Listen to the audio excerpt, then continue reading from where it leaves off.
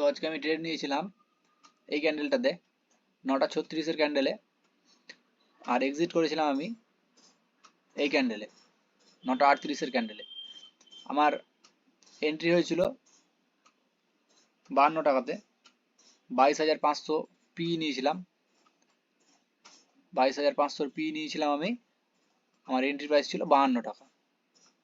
তো আমার এখানে ট্রেড লজিক কি ছিল, মার্কেটে এখানে একবার রেজিস্ট্যান্স নাই, দুইবার রেজিস্ট্যান্স নাই, তিনবার রেজিস্ট্যান্স নাই, তারপরে আবার এখানে রেজিস্ট্যান্স নাই, নিয়ে কিন্তু এখানে একটা দুটো শুটিং স্টার বানাই।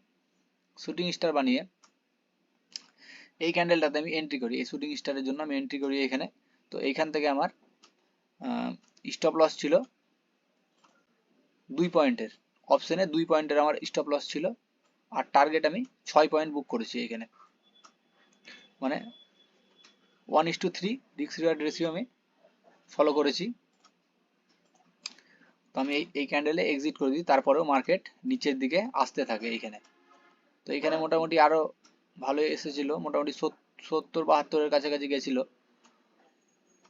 তো আমার যেটুকুটা প্রফিট নেওয়ার 1:3 আমার অনেকটাই, তো আমি ওইখানে বেরিয়ে যাই। তারপরে আমি আপডেট করেছিলাম যে মার্কেট এইখানে 3-4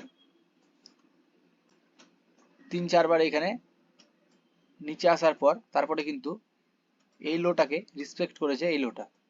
তো এইখানে মার্কেট উপরের দিকে যেতে পারে। তো সেরকমই একটা রেজাল্ট দেখা গেছে, এই যে এইখানে উপরের দিকে মার্কেট গেছে।